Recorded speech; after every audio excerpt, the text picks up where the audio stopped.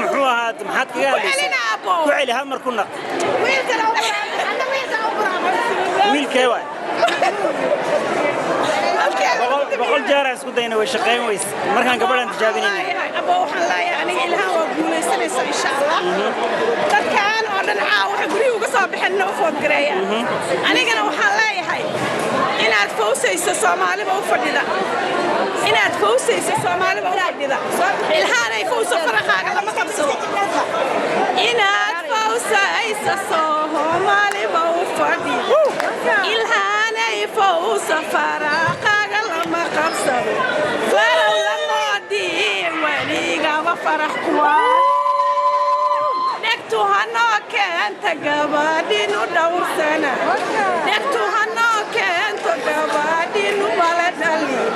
dhegtu hano